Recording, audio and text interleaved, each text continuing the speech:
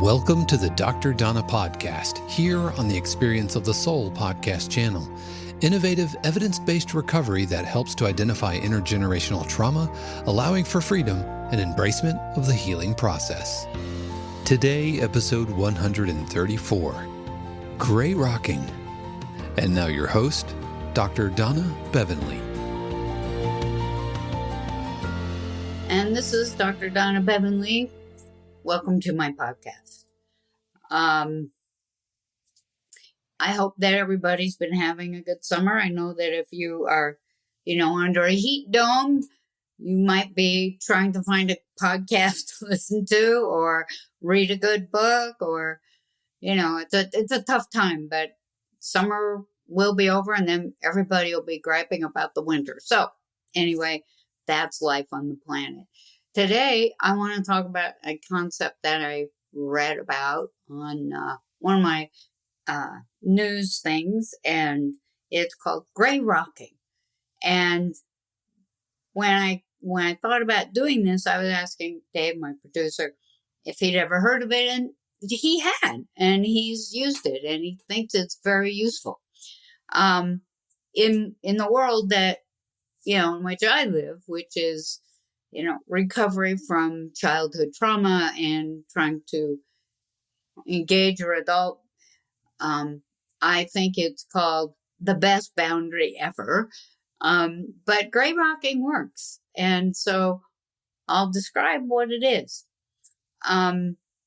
It's almost like a non-response is what it is. And it means that when someone is trying to hook you, which, there are a lot of different kinds of people with personality disorders that do that really well. It's like what you do is nothing, right? And you can think whatever you want because your thoughts are your own. So, one of the articles that I read was about that gray rocking is useful to when you're dealing with someone who has a narcissistic personality disorder. Now, narcissism is essentially, if it's not about me, then it's not useful. So, it's like if you have a narcissistic personality disorder and you're listening to this, you might not even recognize it because, if everything is about you, then, you are going to respond or react to somebody that is not buying into your fantasy about that the world is about me. And, as a therapist for 50 years, I can tell you that I've worked with people who have narcissistic personality disorder where they think that they're the worst person in the world and that it's like they're a piece of dog poop laying on the sidewalk that everybody walks around, right? Everybody has to walk around them. So, there's the narcissist. Most of the time people think of a narcissist as somebody that thinks they're the best ever and that the world revolves around them and, in a way that makes them feel like they're the most important, that their reality is the most important. And that is true. Most of the time when people are thinking about a person who is a narcissist, who has a narcissistic personality disorder, they think of it that way, that, the world revolves around me. Everything you do is about me. Everything that the world does is about me. And, but I'm telling you that also there's this kind of ugly side, which is I am such a piece of crap that, everybody has to deal with me, right? Like I said, the crap on the sidewalk that everybody has to walk around, no matter what. So, this narcissist, it's from if you have a narcissistic personality disorder, then if somebody tells you you're not listening to me or I don't feel like you're hearing me, then it's it's not going to be about me because, of course, I have perfect hearing and I always know exactly what you're saying. And so if you think that I'm not listening to you, then that's about you, if that makes any sense. One of the biggest problems that if you're dealing with a narcissist, one of the biggest problems that you might notice is that every time you have a conversation with them, you end up in a rage, or you end up screaming, or you end up, wanting to just flee, run away. And, and you keep going back, trying to have this conversation. It's like, well, I don't think you understood me. Well, I don't think, maybe I didn't make myself clear, or, and pretty soon you're back thinking that I'm an idiot and I feel like screaming, or I'm in a rage and I'd like to smack you. And, it's like when you're dealing with a narcissist, it can send you over the top. So gray rocking is a very good way to do that. Now, I know that there are people in my life who are full-blown, hands down, narcissistic. It's the way it is. Almost everybody knows somebody like this. And if you happen to have people in your family like this, which I do, and you probably do too, it's like you'll know that when you're around somebody who's narcissistic, you just feel anxiety. It's like, because if they're in your family, you've probably dealt with them over time. And if you have the ability to have your body read the room for you, you can sense the anxiety as soon as they walk in the room. You can feel the feeling of, oh God, I don't know what's going to happen this time. Or, I wish that, it's like, I don't like being around this person. It's like we all have these, I call them BS meters. It's like, your BS meter's going, no, get away. And that's part of this idea of gray rocking, which is your body can tell you that there is a danger. And I mean emotional danger here. Okay. It's like there is someone in the room that is emotionally unsafe. And that's probably going to be someone who has narcissism, or, it's like part of the narcissistic, is, it's like, it's a dangerous thing because no matter what you say or do, you're going to end up feeling a lot of emotional energy. It's like these people are emotional vampires. They just suck it out of the room when they walk in. And it's almost like they suck it out of the room when they walk in because they want to know who to go after. Gray rocking is that it's like you almost put up a wall emotionally. You have nothing to give. Like what I talk about, I have talked about before, when you're with somebody who is emotionally dangerous, especially someone in your family. Because if there's someone in your family, you're probably going to be dealing with them more than just, okay, I'm sitting in the waiting room somewhere to see a doctor or my lawyer or whatever, and somebody walks in and I think, oh, danger zone. And that's all I need to do is think danger zone, and I don't have to interact with them at all. I don't know them. I'm not going to say hello. I'm not going to say nothing. I'm saying nothing. But family members, you might be sitting with them at a Thanksgiving table. You might be sitting with them at a family reunion. You might be having dinner with them, lunch with them. You might be on a hike with them because they're forever in your life. And so this is the kind of situation where gray rocking can really come in handy because, where what I've talked about before is that the way you keep yourself safe here is you only talk about news, weather, and sports. Okay. News might be iffy. If you're on different sides of the chasm that has broken our country into, it's like if you're on different sides there, news probably isn't going to work. Don't talk about news because you've got different news sources and they're not even close to being alike. But you can talk about sports. How about those fill in the blank? It's like, oh, that was too bad about having the women's soccer team, or, how's your baseball team doing? Or, what do you think about the breakup of the Pac-12? There's so many sports things going on. You could probably find something there. Or weather. Yeah, God knows we have a lot of that these days. How are you doing in the heat dome? We had a terrible rainstorm, or, it's like weather and sports are probably going to be okay. They might be safe. But if you have any question about, is this safe or not, or can I even think of anything to say, sports or weather, it's like what you do if you're gray rocking is you say nothing. You say nothing. It is not required for you to say anything. It's not a requirement.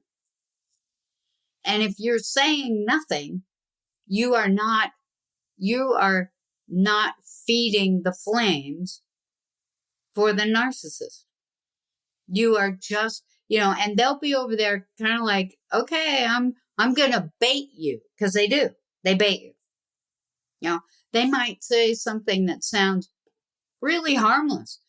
You're not a narcissist, so you don't know that what they're actually saying is bait. They want you, and they need for everyone in the room to feel like they're less than. Okay? To feel like they don't belong. To feel like they are worthless. To feel like they're expendable. So, if you give them nothing, essentially they can sit over there and think whatever they want to. And they might try and bait you, but you're sitting there thinking in your mind, I know this game. I'm not going to be baited.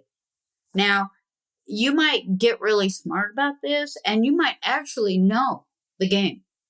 And you might actually be able to see and hear the words that are being said that they're bait.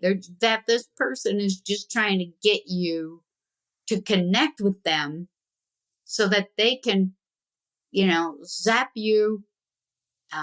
all your good energy out and make you feel bad, which will then create a negative emotional response from you, which will then fan the flames of that particular dragon. Okay? You might know that. You might be able to see that. And this is where it gets kind of tricky for you. And, me too, if I get sucked into it, is that if you say anything about that, like, I know you're trying to bait me, you've lost. Anything you say besides, what do you think about those Mariners? Or what do you think about those Rays? Or whatever. Anything you say that has to do with the interaction or the relationship, you lose. That's all. You lose. So the gray rocking, or the gray rocker, be a gray rocker, is that you might know, you might see it, you might feel it, you might really want to say something. Sometimes you just really want to say something. I know that's true for me when I'm around my family that, we have narcissists in our family. You really want to say something. It's just, don't do it.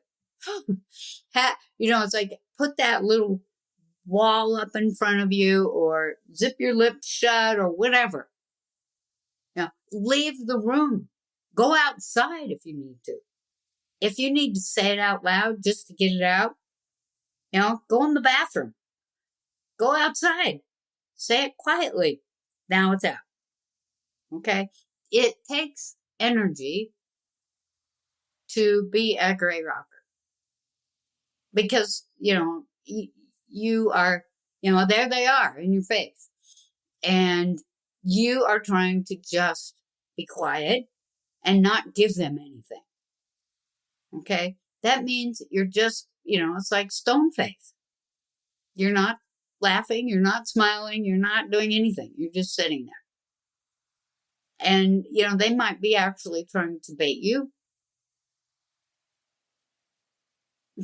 One, I had a couple once when back in the day when I was working full time, and the guy, when they came in to the office, he had raged at her a few times. Okay. Like just so enraged that he had to leave the house and, go on a run just to get himself managed again. And so, we came in and she said, he's got a big anger problem. And he agreed. He said, I do. I have an anger problem because, I've never had an anger problem before, but in this marriage, I do. And I don't know what it's about. I asked them to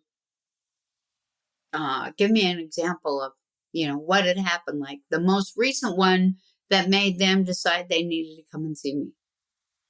And apparently what he had done is that, there were some other people in the house, and he was really wanting them to,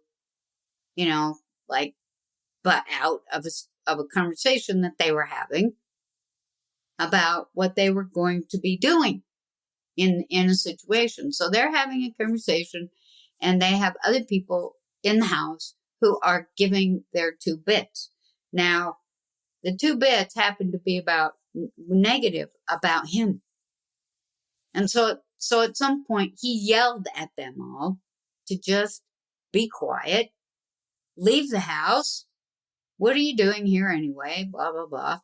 And, he had a right to do that. It's his home. He can say, leave my home now. And so, she got in there and she was talking about how, it's like they were just trying to help, and they were just trying. And, he said they were not, they weren't helpful at all. So they're having this conversation, and then I could see the energy in him getting, going up, up, up.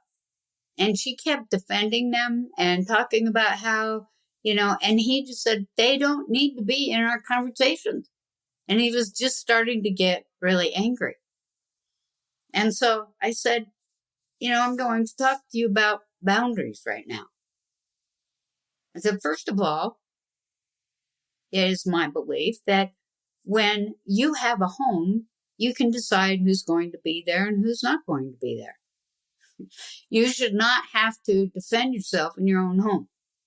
So that's one thing. Now, the other thing is that when a couple is having a conversation and other people are butting in, either person has a right to say, butt out, because we're having a conversation.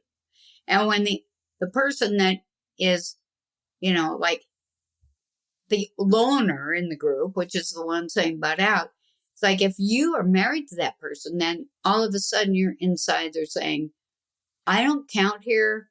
This relationship is more about them right now than it is about me. But the conversation is about me, and, it gets really messed up. And so I said, in a marriage, any person can say, please leave us alone, leave the room, leave the house, whatever. And give me time to have a conversation with my spouse. Don't you know that right there in my office, she started to defend all those people again? Well, they have a right to have a have an opinion. And I said, yeah, they have a right to have an opinion outside of the conversation you're having with your spouse. They can, anybody can have an opinion. The trick is, do you have enough boundaries to know that my opinion right now isn't about that? I need to leave and let them work out whatever it is they're working out. It's like, unless they're asking, both people are asking for my opinion, then I have no business saying my opinion. Now, if they're both in my office, they're paying money for my opinion. But, if you are a family member or you are a friend that happens to be stopping by, heck, if you're the gas guy who's there to fix a gas leak, it's like you might have an opinion about what you're hearing between two people who are married. But unless they ask, your job is to say nothing. So I explained that, and people in my practice don't like to hear that their position is unacceptable, and it will damage the relationship, and it really will damage both people in the relationship, because of course narcissists rarely would stay in my practice. They didn't like me. And, in my practice, people are paying for me to say my opinion, to share my professional expertise. And if you're a narcissist, you might not like what I say. So what do? They go find someone else. And, they'll keep shopping around until they find somebody who doesn't understand and will, turn and say to the guy, yeah, you have an anger management problem. So you need to deal with that. I have noticed that most people that have an anger management problem, and I'm putting that in air quotes, it's like they're usually dealing with someone who is baiting them all the time. Someone who's narcissistic and doesn't know how to gray rock yet. They need to know how to do that, which, is also the ability to have serious boundaries. In my world, I've been known to sit there and say nothing for hours, when I'm with family. Or to, oh, nice day. That's it. Because I know that around certain family members, I'll be attacked, and that it will be absolutely crazy in no time at all. And I'll end up being the one that looks like I caused the problem, because it's so, you get so emotional, because it's like you feel like nobody's listening. Guess what? They're not. Narcissists really don't listen to you and value what you're saying and go, it's like, oh my, do I do that? They don't have insight. So you can just pound on that door until the cows come home. There's no insight happening. So there will be no change and no acknowledgement of what you're saying. Not only acknowledgement, but validation. You're never going to get validated by these people. Okay? I remember once, because, in my world, what I do is that I try and evaluate, am I doing something that harms somebody? Or am I saying something that is harmful? And I've talked about that in the past, how, I go back to the bank teller and say, God, I'm really sorry you didn't deserve that. Because I know that the energy I put out there, is my responsibility. And so, in a family situation that I was in once, I said or did something that was hurtful. And so, the next I thought about it, and I thought about what was going on. And even though I thought that, I really don't think that was terrible, but I thought, okay, I think that was probably hurtful. And knowing that person, I could suffer for that later on. So the next day I said, when I said this and did that yesterday, I know that was inappropriate, might have been hurtful. And I just want to tell you that I'm sorry for that. And I'm going to make sure I don't do that in the future. Here's how you know if you're dealing with a narcissist and you need to gray rock better is as soon as you are accountable for your peace, they'll use that against you later on. Well, I'll make sure you don't do that again. Not, oh, thank you for acknowledging that. I appreciate that. And then they feel better. No. Now I have more ammo to use at you.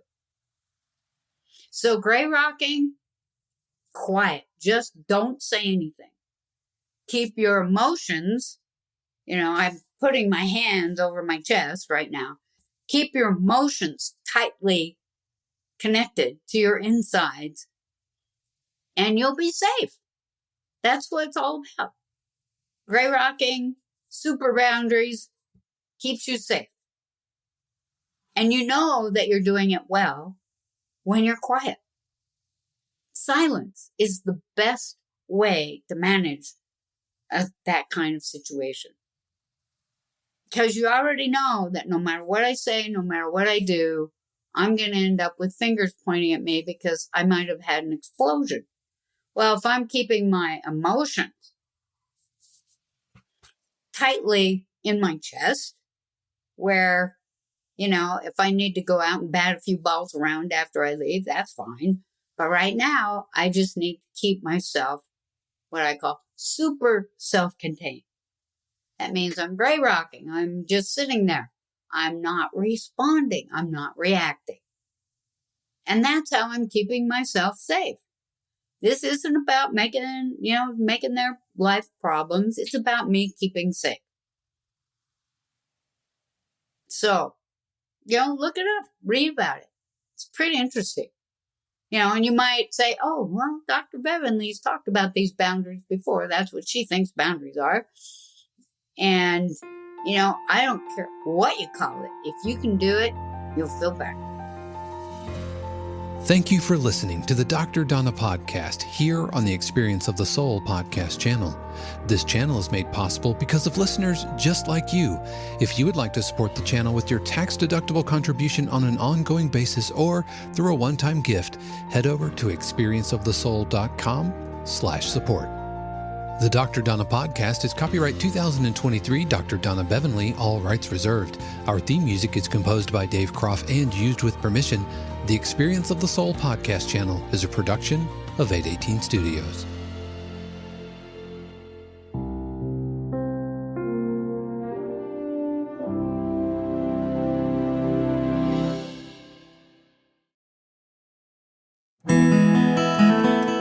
Hey friends, Sean here, your Experience of the Soul producer. I want to take a moment to tell you about something truly exciting. The SoulWorks online community, created by your host, Cynthia Alice Anderson, and available on the Mighty Networks app.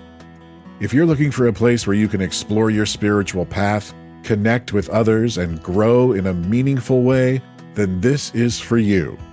SoulWorks is so much more than an online community. It's a safe, inclusive space for spiritual exploration, self-discovery, and personal transformation.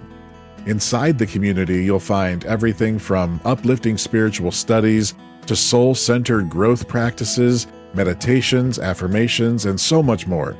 It's a space where you'll always be supported and never judged. The best part, membership is free.